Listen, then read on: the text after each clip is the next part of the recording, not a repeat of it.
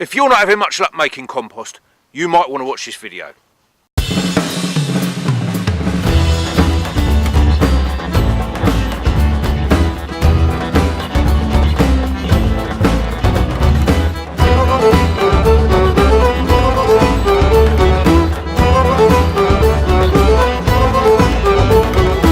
Right, welcome to my compost pile.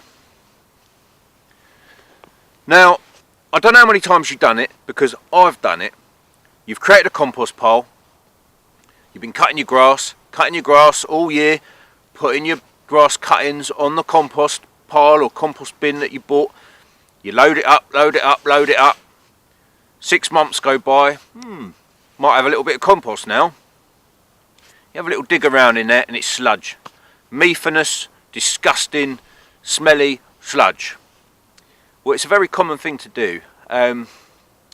Compost is not amazingly complicated, but what you have to do is start to think, or treat rather, compost and soil as a living organism all of its own. There are different ingredients that go into satisfactory compost making, right? So what you've got to think about is, think about it in a natural setting. What sort of materials would go in to making a good fluffy humus layer? You'd have leaves, you'd have decomposing trees, and you'd have soft green plant matter and manures of creatures and dead and dying creatures. When you take your grass clippings off of your lawn, effectively you've got nitrogen based matter.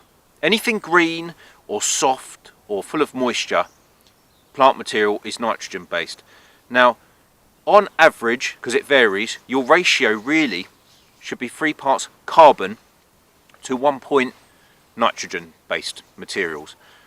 Now what I mean by this, and don't get it confused, because grass cuttings can also be carbon. Right, like before I get too in depth here, things like straw, broken twigs, woody materials, dry yellow woody materials, that's your carbon based stuff.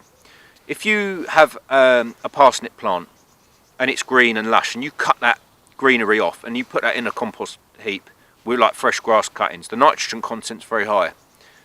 That'll just sort of sludge down. But when later on in the season that parsley's grown big, it's matured, and then if it dries out in the sun, then that's more of a carbon based product. So whereas in nature you get a lot of leaf fall and a lot of tree material, things like newspapers, cardboard, wood chippings, dry straw, that's all sort of carbon based. So if you have more of that to the light green stuff, the nitrogen based stuff, what you're going to find is your compost is going to start to have that rigid texture to it. It's going to start looking more like compost. So what I would advise you to do is what my uncle used to do. Yeah, he was an amazing composter. I couldn't believe my eyes when I saw his compost system. What he would do is he'd cut his lawn and then he'd have like an area where he just dumped his grass clippings in the sun, and he just had this dry grass area. Then what he'd do is he'd create a pile with layers using that sort of dry grass that still had, it was probably 50% carbon, 50% nitrogen. He'd start to spread that around on the topsoil. And what he used to do when I was a kid, he used to show me, he used to take all of these orange peels and everything down to the bottom garden, and he'd dig a hole in the middle of it. And he'd put my hand there and he'd say, don't touch it because it will burn you. And literally, I could not believe how hot the middle of that compost heap used to get. And then what he had was he had a sliding door system at the bottom where he took the compost from it. And basically what he'd done there is he'd create the perfect, ideal situation for the microorganisms within the soil to create that compost. And that's what you're trying to do. So really, it's a little bit like fire. You've got to get the correct ingredients. So when you build your compost heap, just think carbon all the time. Just think cardboard, you know, dry grass, this, that and the other. And then really what you're doing is you're feeding the nitrogen, like the grass clippings, liberally. You don't want to just stuff all apples and from your apple garden all in at once, because especially if there's a lack of oxygen, it is going to stink disgusting, and that's exactly what happened in this compost heap before. So try and use drier materials, you know, cut the hedge hedge chippings, if you've got a good chipper, anything like that is really, really good. That's going to give you that bulky structure, and then that black humus should be the stuff that gives you that nitrogen. I do believe we have a chicken. Masala? Yeah, I mean, again, the chickens go in there and they have a manure around, and that's a whole new subject. You know, they scratch up the area and manure it. So what you can use in your compost is food scraps. But where a lot of people go wrong with food scraps is if you've got chickens, it's even better, because you feed your food scraps to the chickens. They will manure their bedding, and then you put the bedding in the compost.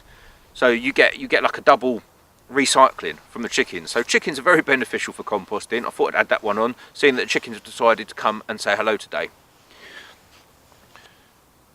So really what you need to do is get a system where there's oxygen present. What I like to do is I like to try and stack things. I try and, you know, if I'm going to put some grass clippings in, I put them around the outside. I try and create gaps in the compost, and then once a year I get my pickaxe and I go at this with a pickaxe. I loosen it up and I shovel it over to one side.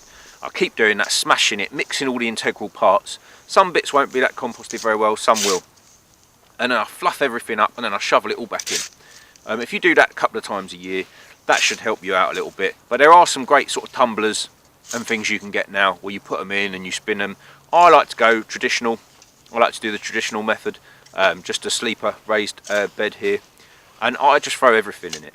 You know, I probably don't have a sophisticated system as my uncle, because all my orange peels and all that I throw over at chickens, and even if they don't eat the peels, they'll scratch it up, and I have a mulching system in there where they just oxygenate that top layer, and it sort of decomposes and gets manured. And then once every couple of years I get in there, I take the top layer of mulch out of the chicken coop, I put that in the compost, and that all helps to activate the compost.